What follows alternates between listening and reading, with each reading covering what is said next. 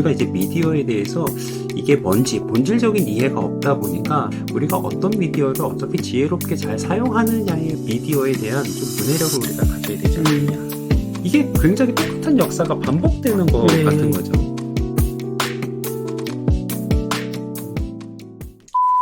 네, 반갑습니다. 빅데이터, 메타버스 시대를 넘어서 우리들은 인공지능 시대를 살아가고 있습니다. 이 시기에 미디어의 역할은 아무리 강조해도 지나치지 않을 겁니다.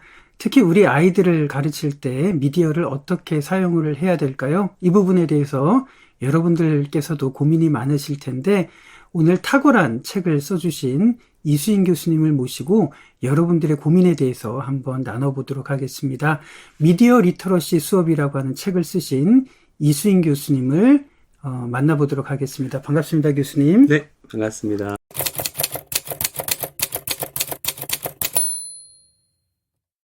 우리 이수인 교수님께서 너무 좋은 책을 써주셨는데 이제 앞으로 여쭤보도록 할 텐데 교수님께서는 어떤 고민을 가지고 이 책을 쓰셨고 또 어떤 책이라고 이 책을 소개해 주실 수 있을까요? 네.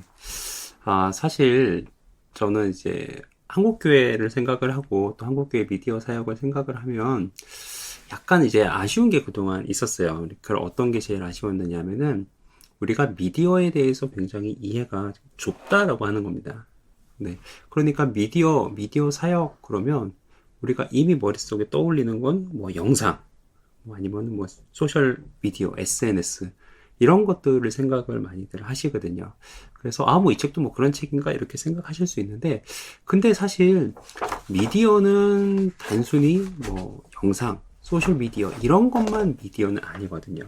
우리가 이제 미디어에 대해서 이게 뭔지 본질적인 이해가 없다 보니까 너무 그 한 일부분에만 초점을 맞추는 것이 아닌가 이런 생각을 좀 하게 됐어요. 그러니까 사실 미디어라고 하는 거는 그 어원상 가운데서 중간에서 두 사람을 혹은 두 사람 이상의 사람들을 서로 연결해주고 이어주는 거거든요. 서로의 생각을 이어주고 그리고 서로가 느끼는 것들 이런 것들이 통하게 하고 소통하게 하는 이런 것들이 다 미디어입니다. 그렇기 때문에 당연히 뭐 영상도 미디어이긴 하지만 사실 우리도 지금 미디어를 사용하고 있죠. 저하고 목사님하고도 이 말이라고 하는 미디어를 사용을 하고 있고요. 그리고 교회에서도 굉장히 다양한 미디어를 쓰고 있습니다. 그러니까 성경도 미디어잖아요.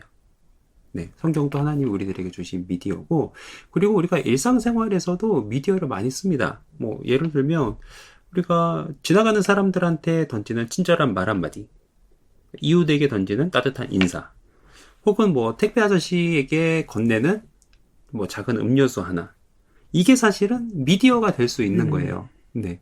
그러니까 사실은 미디어라고 하는 게 굉장히 넓은 거고, 그리고 한국교회가 계속 이제 미디어를 써 왔어요. 근데 저희가 이제 코로나 팬데믹을 겪으면서 좀 어느 특정 미디어, 그러니까 인터넷과 뭐 소셜 미디어 혹은 뭐 영상, 줌 뭐 이런 것들을 과도하게 많이 사용을 해왔죠. 네, 그러다 보니까 이제 미디어를 좀 그만 써도 되는 거 아닌가 뭐 이런 생각을 하시는 분들도 있었는데, 그리고 저한테 이제 그런 말씀도 많이 하고 그런 분들도 많이 계셨는데, 근데 이거는 그 문제는 아니거든요. 네, 미디어는 그냥 우리가 계속 써왔어요. 책도 미디어고 글도 미디어고. 그렇기 때문에 우리가 어떤 미디어를 어떻게 지혜롭게 잘 사용하느냐의 문제지, 미디어를 쓸 것이냐 말 것이냐 이거는 논의의 대상이 되기는 어렵다고 생각하거든요. 네, 거기에서 이 책을 좀 시작을 하게 됐습니다. 네, 이 책의 가장 탁월한 점이라고 한다면 이 부분이에요. 어떤 부분이냐면 우리들이 팬데믹을 거치면서 대면, 비대면, 메타버스를 찬성해야 되느냐, 반대해야 되느냐라고 하는 찬반, 이 시선을 가지고 우리들이 이 문명을 대했습니다. 그런데 우리 교수님께서 쓰신 이 책은 미디어에 대한 찬반의 관점을 뛰어넘는 그 무엇을 제시하고 계시는 내용이 요 안에 굉장히 선명하게 들어있는데, 우리들은 메타버스를 사용해야 되느냐 말아야 되느냐 이 담론이 아니라 이 개념을 뛰어넘어서 우리들은 이 시대에서 어떻게 이 미디어를 바라보고 접근을 해야 될까요? 또 그것을 아이들에게 어떻게 교육을 해야 될까요? 네. 그러니까 그 관점에서 저도 이제 결론을 내리게 되고 책으로 정리한 게 미디어 리터러시라고 하는 개념입니다. 요즘 이제 리터러시가 굉장히 이 교육계에서 뜨겁죠. 네. 특히 이제 문해력으로 많이 번역을 하고 그러는데 요즘 학생들이 뭐 영상도 많이 보고 맨날 유튜브 보고 있고 그러다 보니까 뭐 문해력이 떨어졌네. 초등학교에서도 뭐 문해력이 엉망이네. 뭐 그리고 뭐 예전에 그 사흘 논쟁이 있었잖아요. 네, 그런 것처럼, 아, 이게 뭐, 대학생 청년이 돼도 문해력이 떨어지는 거 아니냐. 네, 이런 얘기들이 있어서 사실 요즘 문해력이 음, 굉장히 강조가 많이 되고 있는데, 그런 것처럼 저도 미디어에 대한 좀 문해력을 우리가 가져야 되지 음, 않겠냐. 그래서 이제 미디어 리터러시 수업이라고 하는 책을 기획을 하게 됐죠. 그리고, 사실 한국교회가 그동안 미디어를 교육을 안 한 건 아니었어요. 근데 저도 이제 교회에서 미디어에 대한 교육을 들었던 거를 생각을 해보면 그게 한 1980년대부터 들었던 얘기들이 그냥 계속 똑같은 얘기들이 진행이 되고 있었던 거예요. 그러니까 뭐 너무 선정적인 거, 음, 폭력적인 거 이런 거 보면 안 돼. 뭐 그리고 뭐 미디어가 뭐 우상이 되면 안 돼. 너무 많이 보면 안 돼. 그리고 미디어 중독이 되면 안 돼. 이런 이야기들을 계속 음, 해왔어요. 그게 틀렸다라고 하는 건 아닌데 거기에만 매여 있기에는 지금 시대가 많이 변했다는 거죠. 그러다 보니까 지금 일반 교육에서도 미디어 교육을 단순히 보호주의적인 입장에서 아이들을 보호하는 그런 관점에서 미디어 교육을 접근하지 않아요. 요즘 일반 교육에서도 미디어 교육을 접근할 때는 미래 준비 교육으로 접근을 합니다. 그래서 아이들한테도 학교에서도 이 미디어 리터러시를 굉장히 강조를 많이 하고 있어요. 근데 그동안 교회 안에서는 이 음. 미디어 리터러시를 다루거나 이야기하거나 그런 게 별로 없었죠. 네. 책도 없었고 교재도 없고 그러다 보니까 사실 어떻게 우리 아이들에게 미디어 리터러시를 가르칠까? 학교에서는 다양한 미디어 리터러시를 배우는데 음, 교회에서는 아직도 굉장히 좀 제한적인 부분만 가르쳐 왔던 거죠. 음. 그런 약간 안타까움 때문에 이 책을 좀 쓰게 됐습니다. 네. 조금만 더 깊이 들어가 보도록 하겠습니다. 지금까지 나왔던 기독교계에서 네네. 나왔던 이런 책들은 메타버스를 어떻게 이용을 해야 될 음. 것이냐 하는 사용 설명서 정도 수준에서 네네네. 벗어나지 않는다고 생각을 하는데 우리 교수님께서 쓰신 책은 철학적인 사유가 있는 책임에 분명해 보이는 거예요. 그러면서 굉장히 탁월한 지점 중에 하나는 이것을 역사적으로, 네네. 그 다음에 성경적으로 어떤 근거를 가지고 와서 우리들은 교육을 해야 되느냐 하는 부분들을 제시를 해주셨는데, 교수님 책을 읽으면서 특히 성경과 역사에 대한 근거를 찾아내시면서, 보여주신 이 장면에서 제가 참 떠오르는 게 있는데, 우리들이 500년 전에 인쇄술이 네네네. 들어올 때, 그때 한 기록이 있어요. 그래서 노트르담 드 파리라고 하는 책에 음. 보면은 인쇄술이 들어왔을 때 이런 기록을 빅토르 위고가 하는데요. 이렇습니다. 그렇죠. 그거 저도 기억합니다. 분명히 말해두지만 현대의 빌어먹을 발명품들이 모든 걸 망쳐놓고 있는 것이지요. 여러 종류의 새로운 대포도 그렇지만 저 독일에서 건너온 인쇄술이야말로 가증스러운 것이요. 이제 필사본도 없어지고 참다운 가치의 서적도 없어지고 말았소이다. 책을 쉽게 만드는 기술이 우리를 말세로 이끕니다. 이 대목을 보면서 메타버스를 대할 때도 참 많은 한국교회는 이렇게 대했단 말이에요. 그런데 우리 교수님께서는 이것을 뛰어넘어서 사용 설명서가 아니라 어떻게 우리들이 이것을 철학적으로 그리고 역사적으로 성경적인 근거를 찾아서 접근을 해야 되는지 이 부분을 너무너무 듣고 싶었습니다. 박양기 목사님께서 파리의 노트르담 책을 이야기하셨는데 저도 이제 그 책을 약간 인용을 해볼까 생각을 했었어요. 네. 근데 실제로 여러분들이 이제 그 책을 보시면 그 파리의 노트르담을 보면 그때 당시 굉장히 중요한 미디어 중에 하나가 건축물이었습니다. 그래서 사실 그 책의 주인공은 어떻게 보면 그 대성당, 노트르담 대성당 자체가 이제 주인공이었죠. 그래서 그 성당이 뭔가 종교적인 메시지를 전하고 그런 상황이었는데 거기서 또 한 번 미디어의 혁명이 일어나는 거예요. 책이라고 하는 혁명이 일어나면서 거기에 대해서 부주교가 다시 한번 저항하고, 네, 거기에 대해서 이제 비판하는 책이 종말을 가져올 거다. 뭐 이런 이야기들을 하면서 반발심을 가지는 그런 모습이 나타나는데요. 근데 이게 굉장히 똑같은 역사가 반복되는 것 같은 네. 거죠. 그래서 지금은 뭐 메타버스, 인공지능까지 나오고 있고 요즘 이제 가장 핫한 챗 GPT도 이제 굉장히 많은 분들의 화제가 되고 있는데 이것들에 대해서도 우리가 어떻게 보면 부주교처럼 생각할 수도 있는 거예요. 예, 그 파리의 노트르담에 나왔던 그 부주교처럼 생각할 수 있는 거다 생각이 드는데 뭐 이게 뭐야? 이게 오히려 우리를 망가뜨리지 않을까? 뭐 그런 생각을 하지만 근본적으로 미디어라고 하는 관점에서 보면은 사실은 계속 우리가 미디어를 써왔거든요. 계속 미디어를 써왔고 그리고 제가 이제 제 책에서 이제 이야기했던 게 어떤 이야기였냐면은 요즘 우리가 뭐 비대면으로 예배드리고 비대면으로 목회하는 거 그거 뭐 별로 안 좋지 않냐 대면이 좋지 않느냐라고 그런 생각들을 많이 하는데 그거의 가장 근원이 어디에 있었냐 사도 바울이 갇혀서 방문하지 못하게 되니까 뭐 에베소 교회에게 빌립보 교회에게 편지를 써서 보냈단 말이에요. 그게 그때 당시에 있어서는 진짜 가장 최신 미디어죠. 그때는 글을 아는 사람도 많지 않았고 편지라고 하는 건 당시 진짜 최신 미디어거든요. 그래서 그때 당시 최신 미디어를 사용을 해서 목회를 해봤단 말이에요. 그리고 또 루터도 그가 종교개혁을 성공할 수 있었던 것 자체가 이 인쇄술의 도움이 있었기 때문입니다. 그 전에 후스가 또 종교개혁을 시도했지만 후스는 실패하게 돼요. 네, 실패했다라기보단 미완의 종교개혁이 되는데 그거는 또 책이라고 하는 미디어가 당시에는 없었기 때문에 인쇄술이라고 하는 그것이 없었기 때문에 실패를 하게 되죠.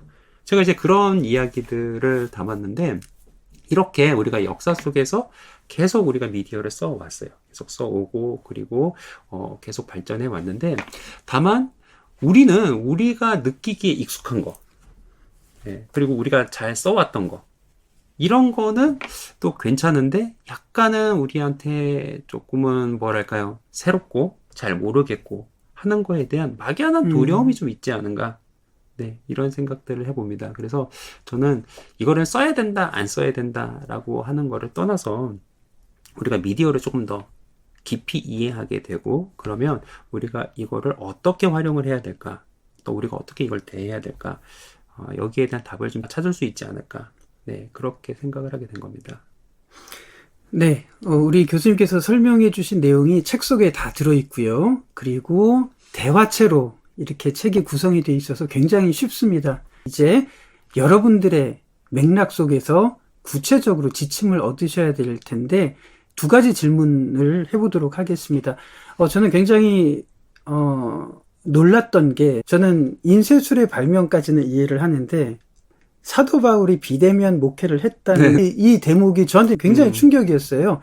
그러면 이제 한 발 더 들어가서 이제 미디어를 써야 되느냐 말아야 되느냐 메타버스가 오르냐 안 오르냐 이것이 아니라 더 이상 차단하고 격리하고 보호하는 관점이 아니라 이것을 주도적으로 어떻게 우리들은 활용을 할 수가 있는가. 다시 말해서 미디어를 통해서 현대에 나타나는 아이들의 반응들 있지 않습니까? 언어가 단순해지고 사고력이 파괴되고 이렇게 하는 지적들이 굉장히 많지 않습니까? 그러면 이런 현상에 맞서서 우리들은 어떻게 이것을 주도적으로 아이들에게 활용할 수 있는지 목회 속에서 우리들이 이용을 할 수 있는지 네. 그 부분을 듣고 싶습니다.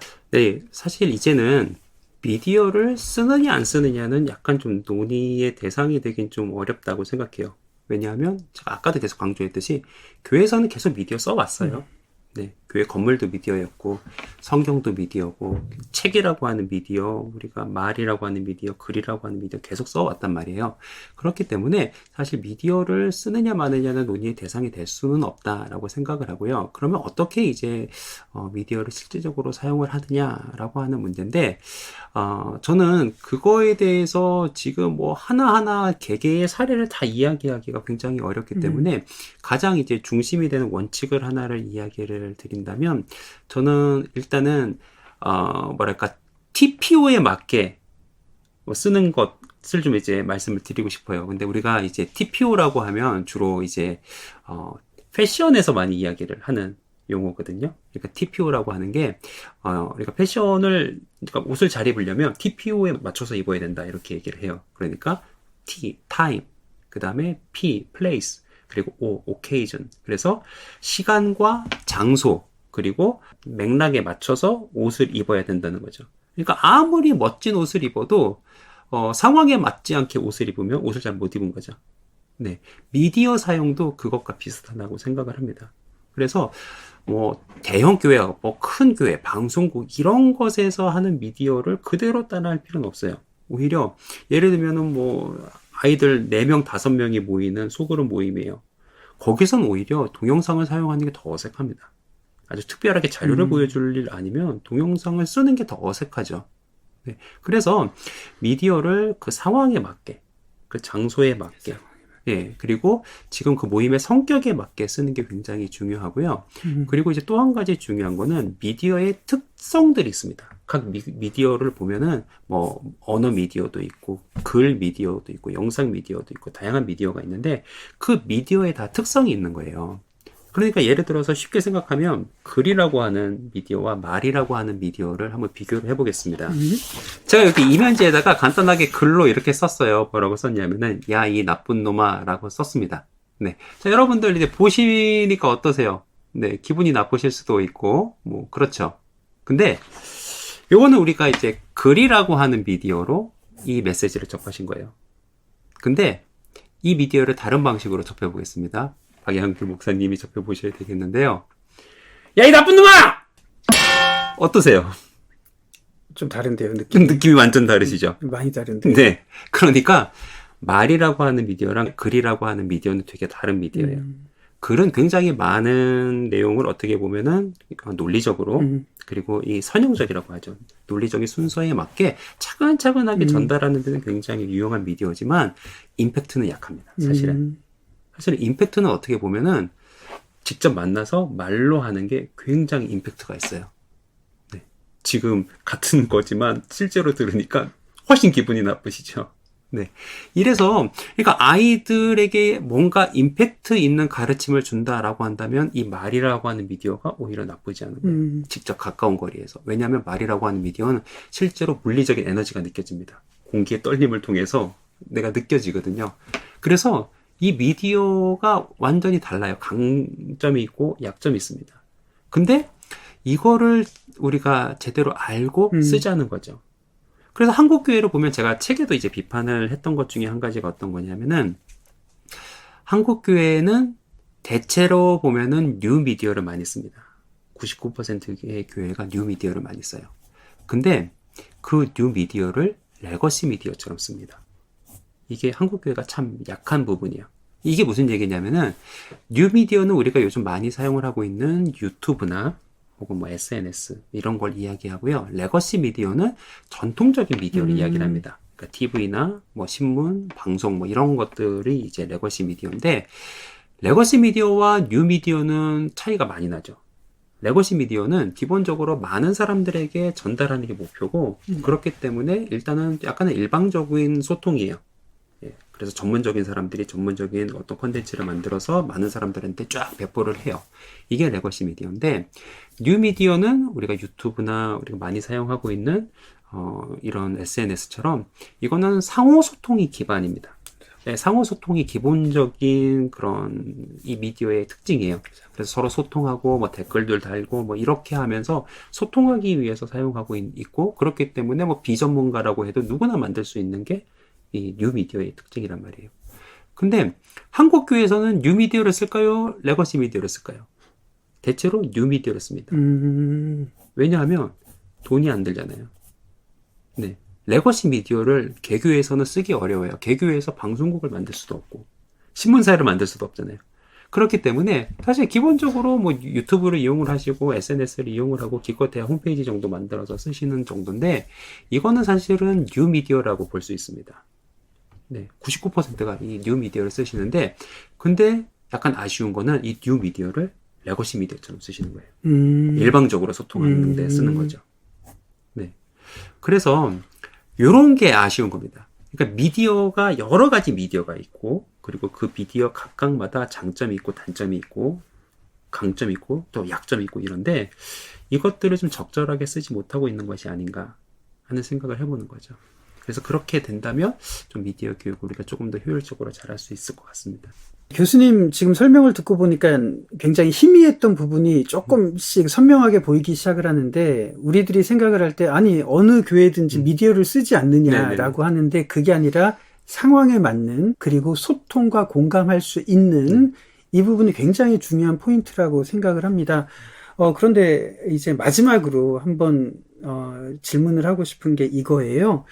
교수님 책을 읽으면서 제가 들었던 여러 가지 저자들이 현대 미디어가 우리의 인간성과 뇌를 어떻게 바꾸는지, 이 부분에 대해서 우리 교수님은 고민을 하시면서 쓴 흔적이 너무 많아요. 그러니까 미디어를 쓴다 안 쓴다 이 차원이 아니라 우리들이 이것을 어떻게 이해를 하고 우리들이 이것을 문해력 속에서 녹여내야 되는지 하는 고민들이 굉장히 많이 있는 책이어서 그래서 탁월한 책이라고 저는 생각을 하는데, 이제 마지막으로 그렇다면 우리들이 소통과 공감 그리고 상황에 맞는 이제 미디어 설정들이 필요하다면 이제 많은 교회에서 어떻게 구체적으로 이런 부분들을 활용할 수 있는가 하는 부분들만 우리 조금만 짚어주시면 굉장히 이제 한 걸음 더 들어갈 수 있는 부분이라고 생각을 해요.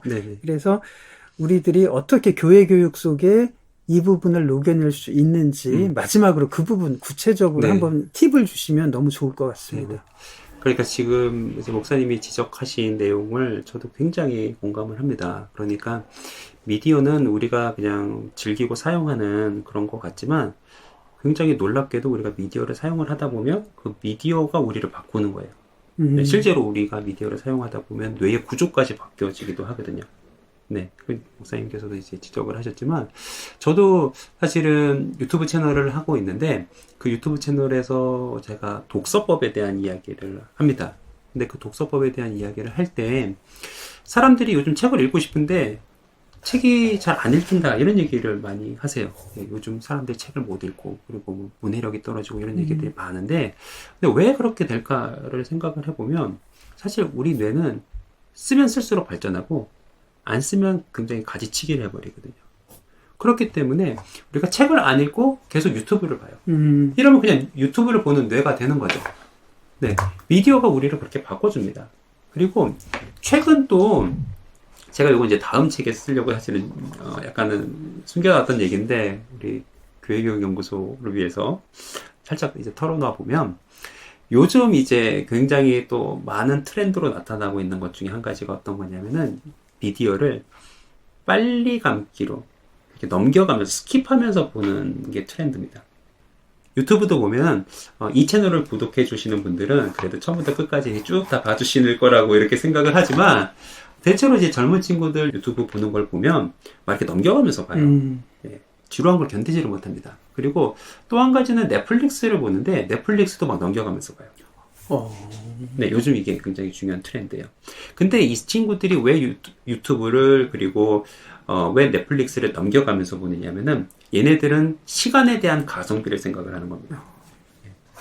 굉장히 영상이 많잖아요. 넷플릭스도 영상이 되게 많잖아요. 그리고 뭐 주변에 화제가 되는 드라마도 많고 뭐 이러니까 이걸 다 봐야 되는데, 시간상 그걸 다 볼 수가 없어요. 그러니까 이걸 넘겨가면서 봅니다. 여러 가지 많은 것들이 있으니까 많은 걸 보고 싶긴 한데, 그걸 다 보기는 시간이 부족하니까 이걸 넘겨가면서 봐요. 근데 이게 어떤 문제를 가져올까요? 이게 어떤 문제를 가져오느냐면은, 사람들이 실제로 만나서 대화를 하고 할 때도 답답함을 느끼는 겁니다. 그러니까 예를 들어서 친구들끼리 만나서 대화를 하는데 이런 얘기를 해요. 빨리 감기를 해버리고 싶었다. 누가 이렇게 이야기를 하고 있으면 그걸 이제 참을성 있게 들어주는 게 아니라 그걸 그냥 넘겨버리고 싶더라. 뭐 이런 이야기를 하는 거죠. 이렇게 미디어가 우리 아이들을, 또 우리 자신들도 계속 이렇게 뭔가 영향을 줍니다. 네, 진짜 약간 무시무시한 그런 미디어의 위력이라고 할 수 있는데요. 자, 그러면 한국교회에서 어떻게 구체적으로 미디어를 잘 교육을 할 수 있을 것인가 라고 한다면, 일단 제 책을 사서 보시는 게 제일 좋다. 농담입니다. 네. 근데 제가 이런 얘기를 드리는 이유가 뭐냐면요. 요런 내용과 관련된 책 자체가 사실은 한국교회에 이렇게 안 나와 있으니까 다른 책을 뭐 추천을 드릴 만한 책이 별로 없습니다. 네, 그래서 제가 이제 그런 얘기를 드리는 거고, 그래서 일단은 처음에 제 책으로 시작을 해보는 거를 추천을 드립니다. 그리고, 이 책을 보실 때는, 저는 이제 어떻게 보시면 좋다라고 생각을 하느냐면은, 요거는 같이 보시면 좋아요. 음, 네.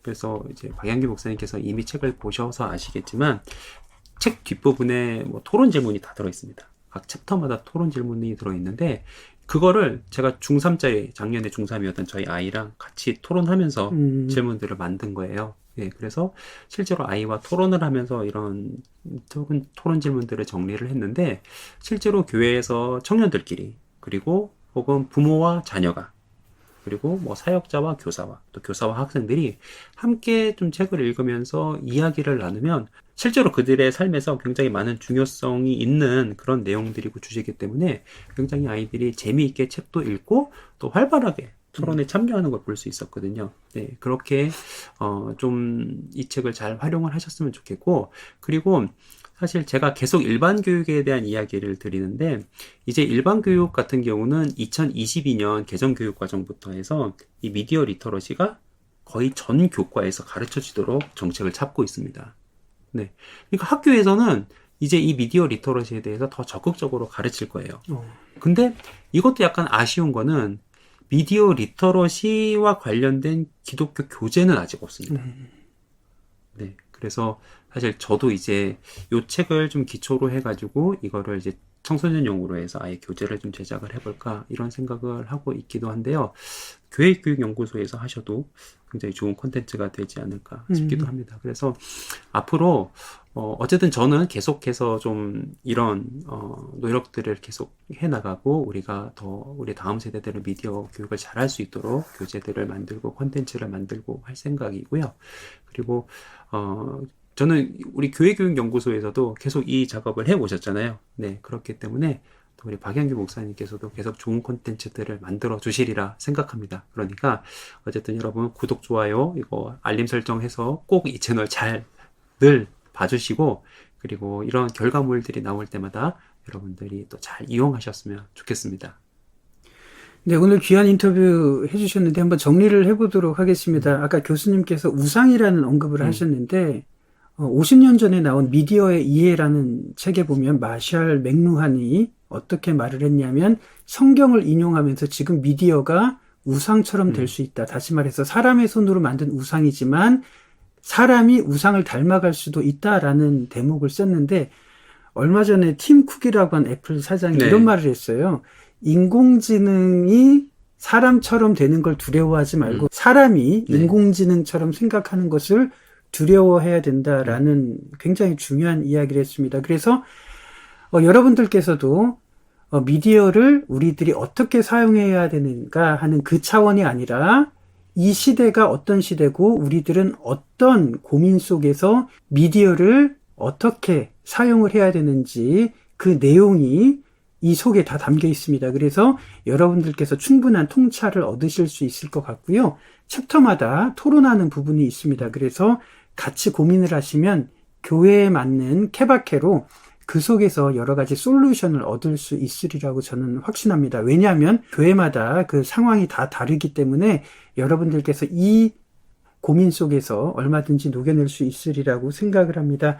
앞으로 우리 교수님의 탁월한 통찰력을 더 얻으시기를 원하신다면 까칠 교수라는 유튜브를 보시면 정말 좋은 지침들, 책을 읽는 방법들 참 많이 있습니다. 그래서 여러분들께서도 이 원리를 오늘 지금 익히셨다면 그 소프트웨어는 거기에서 얼마든지 얻을 수 있으리라고 생각을 합니다.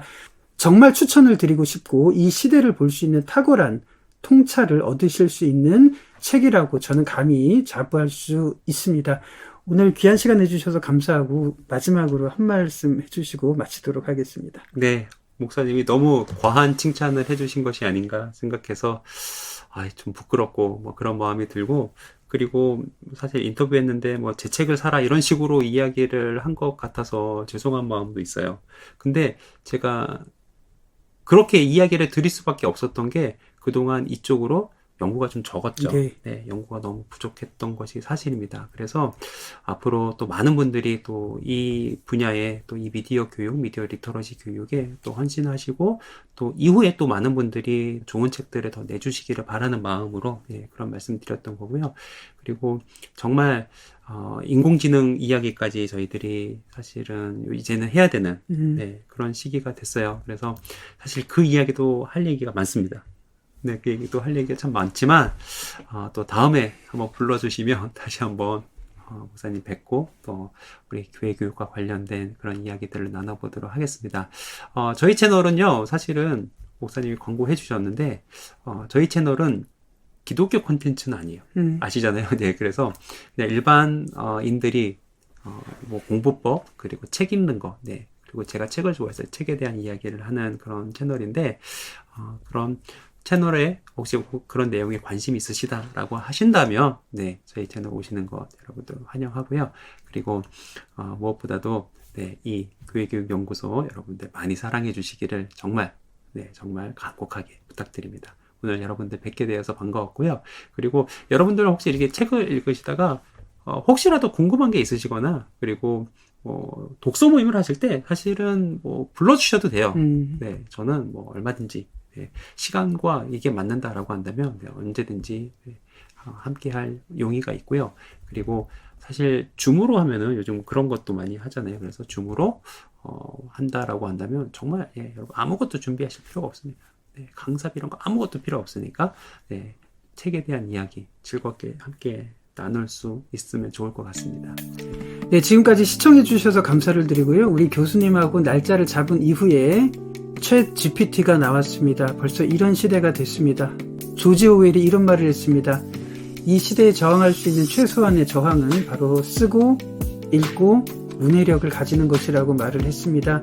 오늘 여러분들께서 이 책을 통해서 교회교육을 실행하신다면 바로 이 시대를 맞서서 할 수 있는 최소한의 저항이라고 생각을 합니다.